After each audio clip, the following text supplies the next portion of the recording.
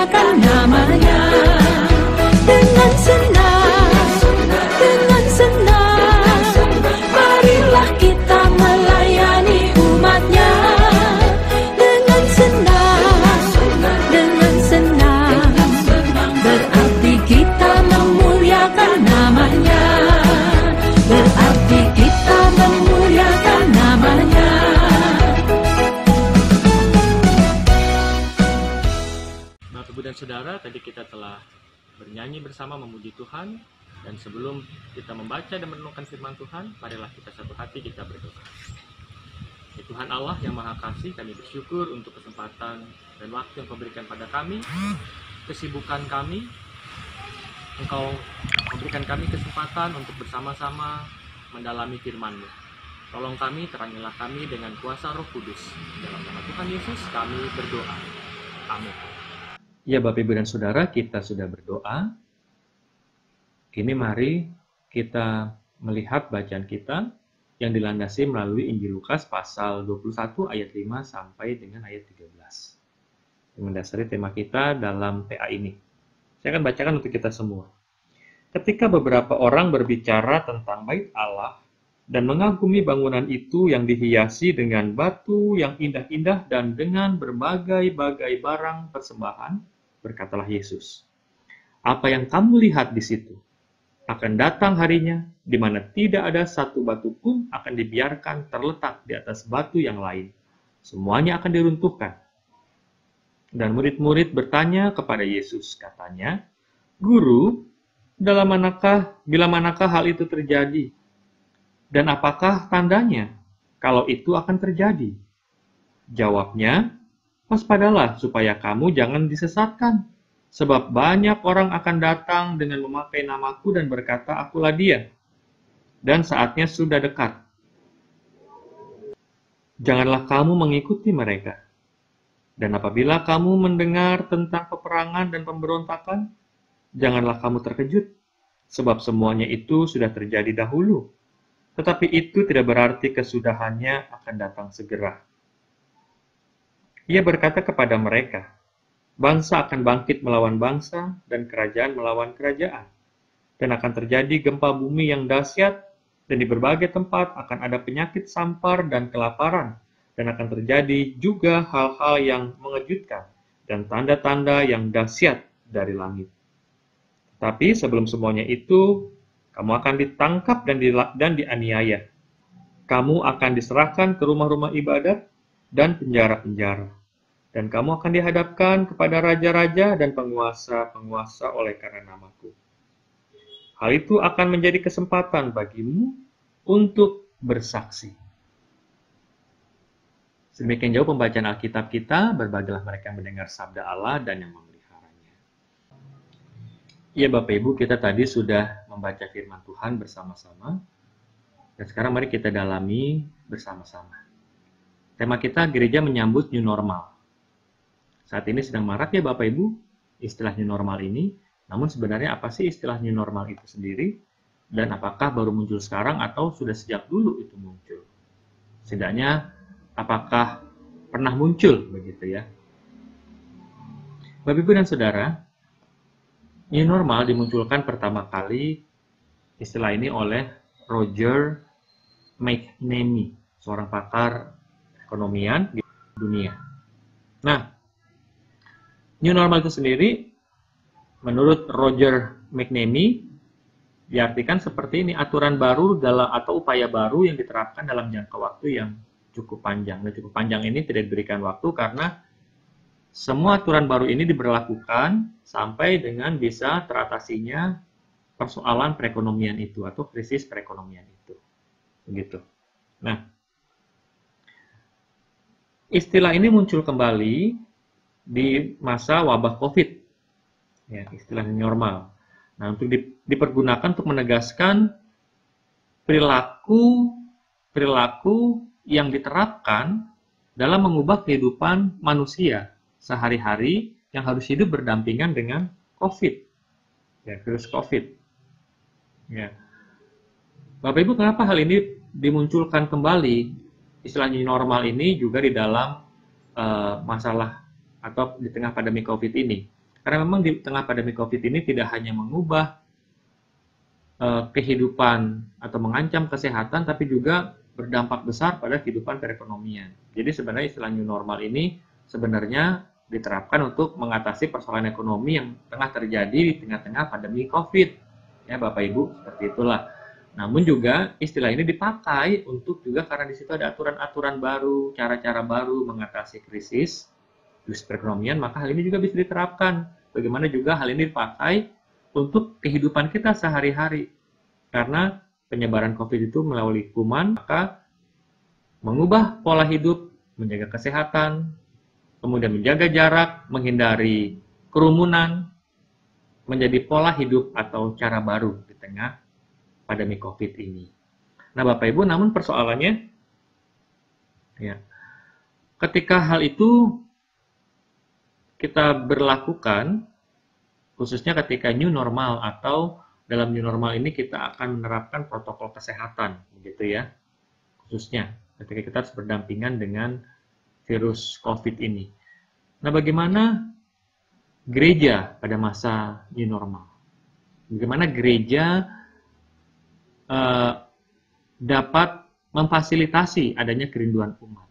Mengingat bahwa new normal dalam pemberlakuannya kita akan menekankan protokol kesehatan, menjaga jarak, menggunakan alat perlindungan diri, menghindari kerumunan. Ini intinya, begitu ya Bapak Ibu. Nah, Lalu ketika menghindari kerumunan, menjaga jarak, oke, menjaga jarak, kita oke. Menggunakan alat perlindungan diri, oh oke, begitu. Tapi bagaimana dengan menghindari kerumunan? Nah, ini sangat menarik Bapak Ibu. Melihat arti kata gereja itu sendiri.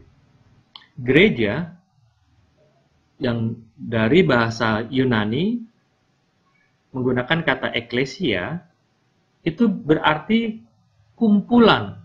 Kumpulan atau sekumpulan orang-orang yang percaya pada Kristus. Nah, kita akan melihat lagi kumpulan atau sekumpulan Bapak Ibu, ya. Sedangkan dalam penerapan protokol kesehatan, ketika kita mau mencegah COVID, penyebaran COVID, kita harus menghindari adanya kerumunan, begitu ya. Bagaimana hal ini dengan gereja? Bagaimana ketika gereja harus melakukan persekutuannya? Bagaimana ketika gereja mulai kembali dibuka bentuk ibadah on-site atau seperti kebaktian sebelum masa COVID, begitu Bapak Ibu. Lalu yang menjadi pertanyaan kita, seberapa besar tanggung jawab gereja untuk mau patuh menerapkan protokol kesehatan? Menerapkan protokol kesehatan yang salah satunya tadi adalah menghindari adanya kerumunan, begitu ya. Maka dalam hal ini kita akan membahas lebih jauh. Ketika gereja mau patuh melaksanakan protokol kesehatan, apa dasarnya? Apakah hanya sekedar ketaatan begitu saja? Atau paksaan? Atau ada kesadaran yang lebih dalam ketika di tengah-tengah kerinduan bergereja, umat harus menerapkan protokol kesehatan di tengah fase new normal ini? Kita ingin melihat di sini kasih sebagai sarana kesaksian. Nah, ketika berbicara tentang menghindari kerumunan, lalu ini kalau sudah bergereja kan artinya ada kerumunan, begitu ya Bapak Ibu. Nah, dengan menjaga jarak, kemudian dengan menggunakan masker, dengan kesadaran bahwa semua itu kita lakukan pertama-tama bukannya untuk melindungi diri, tapi juga untuk melindungi saudara-saudara kita yang lain. Bukannya demi keselamatanku, tapi juga keselamatan, kesehatan orang lain juga. Nah, dengan itu memperkecil atau mempersempit kemungkinan bagi penyebaran virus COVID ini kepada orang lain di tengah ibadah kita. Mengapa gereja perlu taat pada protokol kesehatan ketika ibadah on-site dilaksanakan? Semua dasarnya adalah kasih, bukan karena paksaan atau terpaksa. Ya betul, kita terpaksa gitu pakai masker, karena lebih enak kalau nggak ada pakai masker ya, pas bebas. Tapi kembali tadi, ketika kita patuh taat pada pelaksanaan protokol kesehatan, semua karena kasih. Nah, kita ingin melihat Bapak Ibu untuk penutup kita. Ya. Ini sangat menarik. Disinilah ada bagian-bagian yang akan juga disampaikan oleh Yesus terkait juga dengan situasi kita saat ini, begitu ya. Dalam bacaan perikop kita tadi yang disampaikan oleh Yesus dan terkait dengan situasi saat ini. Bagaimana persekutuan gereja menghadapi wabah? Kita akan melihat sejarah gereja Bapak Ibu. Jadi masalah persoalan virus tidak hanya terjadi sekarang. Kita melihat sejarah gereja pada masa abad-abad kedua, begitu ya, kurang lebih. Pada waktu itu, sebelum gereja bertumbuh pesat seperti sekarang ini, pernah terjadi wabah Antonine. Ya, Antonine. Ini semacam virus juga, begitu. Nah, itu terjadi pada tahun 165. Ini sejarah gereja, Bapak Ibu. Menarik nih. Menewaskan kurang lebih 5 juta orang di Kaisaran Romawi. Pada waktu itu Romawi berkuasa, gitu ya. Nah, kemudian berikutnya terjadi lagi wabah Cyprianus. Ya. Ini juga tidak kalah mematikan dan tidak kalah dahsyatnya. Jadi mirip-mirip pandemi COVID saat inilah yang sudah menewaskan jutaan orang, gitu ya, seluruh dunia. Tapi pada waktu itu ini hanya di kisaran ini Kaisaran Romawi, artinya dampaknya sebenarnya lebih besar. Ya, dampaknya lebih besar. Nah, pada saat itu bagaimana gereja Ya. Apa peran gereja?